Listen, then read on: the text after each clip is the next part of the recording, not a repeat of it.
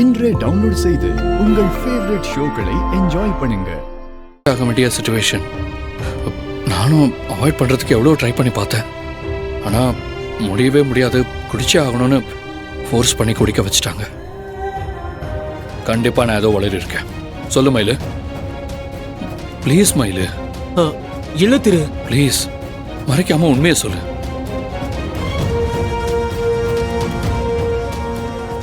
சொல்றேன் திரு, நீ எல்லா உண்மையும் என்கிட்ட சொல்லிட்ட.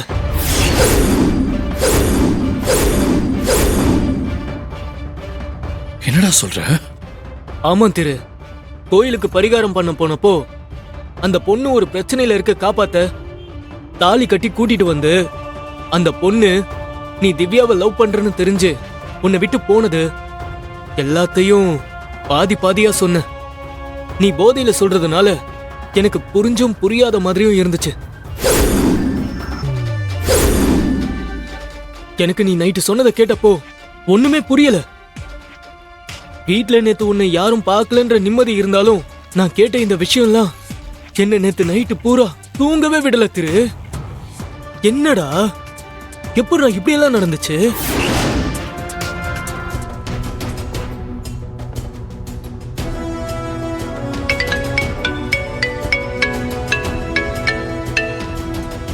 ஹலோ, சொல்லுங்க. டேய் கஜேந்திரா, ஓ போனும் சரி பசுபதி போனும் சரி நேத்துல இருந்து மாத்தி மாத்தி கூப்பிட்டுக்கிட்டு இருக்கிறேன். ஏன்டா ரெண்டு பேரும் எடுக்கவே மாட்டேங்கிறீங்க? அப்படியா? ஏதாவது டவர் கிடைச்சிருக்காதுக்கா? என்ன விஷயம் சொல்லு. டேய் கஜேந்திரா, ஒரு முக்கியமான விஷயத்த சொல்றதுக்கு தான் கூப்பிட்டேன். டேய், நீங்க ரேடியோல வேற எவ்வளவு ஒருத்தி பேசுறத கேட்டுக்கிட்டு லக்ஷ்மி நினைச்சுக்கிட்டு இருக்கீங்கடா. என்னக்கா சொல்ற? நான் பசுபதி ரெண்டு பேருமே கேட்டமேக்கா. அவ திருன்னு அவன் பேர் தானே சொன்னா. அவளும் நல்லூர்ல இருந்து லக்ஷ்மி தானே சொன்னா. டேய், நீ தானே கேட்ட, சொல்லு. ஆமாமா, உனக்கு எத்தனை தடவைமா சொல்றது? ரேடியோல பேசுறது லக்ஷ்மி தான். சரி, இப்ப எதுக்கு இதெல்லாம் கேட்டுட்டு இருக்க? டேய், அதெல்லாம் இல்லடா, நேத்து இங்க ஒரு விஷயம் நடந்தது.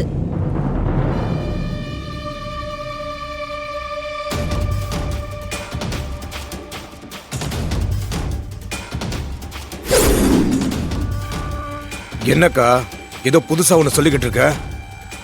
நாங்க தான் அவ பேசுனது ரேடியோல கேட்டோம் சொல்றேன்ல.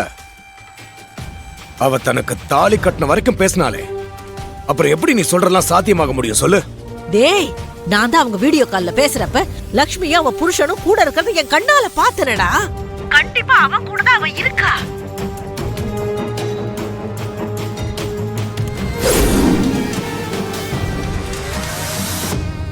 டேய், அது லக்ஷ்மி மாதிரியே இல்ல? ஆமா மாமா, அது லக்ஷ்மி மாதிரி தான் மாமா தெரியுது. அக்கா, ஒரு நிமிஷம் இருக்கா? என்னடா, என்ன ஆச்சு? இல்லக்கா, ரோட்ல ஒருத்தி போயிட்டு இருக்கா, அது லக்ஷ்மி மாதிரி தெரியுதுக்கா. அக்கா இரு, நான் உன்னை அப்புறமா கூப்பிடுறேன். என்ன? டேய் டேய் டேய், போன கட் பண்ணிடாத. அவளை நீ தூக்கிட்டு வரத நான் பார்க்க முடியாட்டியும் அவ குரலையாவது நான் கேட்டு துளைக்கிறேன். என்ன ஆனாலும் சரி, நீ அவளை விட்டுடாத. நான் லைன்லயே இருக்கேன். நீ போய் சரி, ஏறா வண்டியா.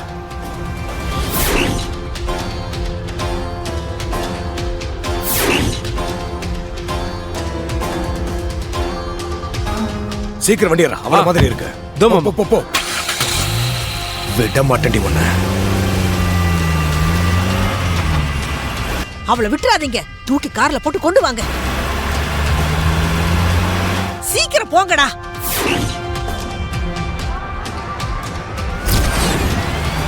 வீட்டுக்குள்ள இருந்து பேசாம இங்க வந்து யார்கிட்ட போன்ல சத்தம் போட்டு பேசிட்டு இருக்கா? டேய், என்னடா ஆச்சு?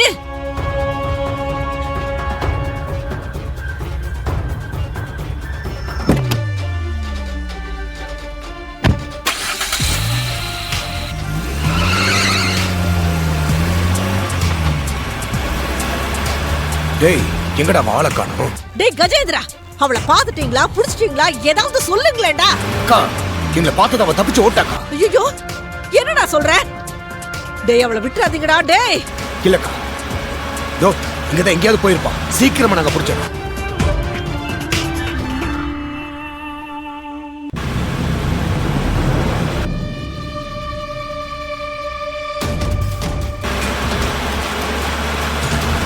விட்டுறாதீங்கடா, போங்கடா, அவ ஓடிர போறா, போங்கடா. மோகனவள்ளி போன்ல யாரை விட்டுறாதீங்க விட்டுறாதீங்கன்னு இப்படி கத்திட்டு இருக்கா? அந்த லட்சுமி தனியா தானே போய்கிட்டு இருக்கா? ஆமாக்கா, தனியா கையில ஒரு பேக்கோட போயிட்டு இருக்கா. நாங்க 2 பேருமே பார்த்தோம். டேய், டேய், நல்ல சான்ஸ்ரா, அவளை விட்டுறாதீங்கடா. எப்படியாவது அவளை கார்ல தூக்கி போட்டுட்டு ஊருக்கு கூட்டிட்டு வந்துருங்க.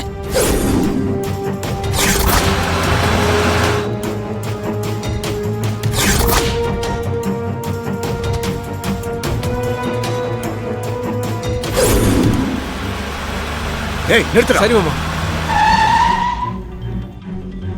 டேய் கஜேந்திரா, அவ மாட்டினான்னு வச்சுக்கயே, அவளை ஊர் வரைக்கும் விட்டு வைக்காத. நீ அங்கேயே ஏதாவது ஒரு கோயில அவ கழுத்துல தாலியை கட்டி கூட்டிட்டு வாடா. அதத்தான்க்கா நான் செய்ய போறேன்.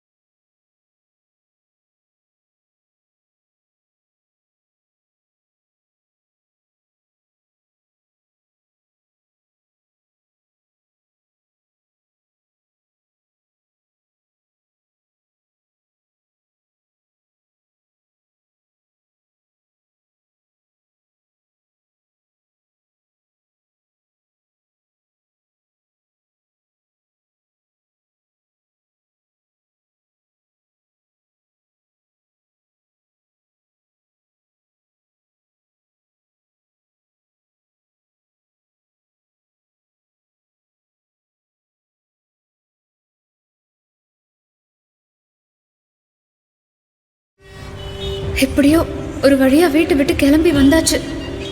இன்னும் கொஞ்ச நேரத்துல அம்பிகா அம்மா, அவரு, தாத்தா, காவேரி அக்கா, மயில் அண்ணன்னு எல்லாரும் நான் வீட்டை விட்டு கிளம்பிட்டேன்னு தெரிஞ்சதும் என் மேல கோவப்படுவாங்க. அம்பிகா அம்மா அவ்வளோ தூரம் சொல்லியும் நான் கிளம்பி வந்துட்டேன்னு ரொம்ப வருத்தப்படுவாங்க.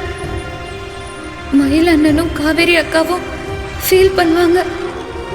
அப்புறம் திவ்யா அக்காவுக்கு ஃபோன் பண்ணி அவர்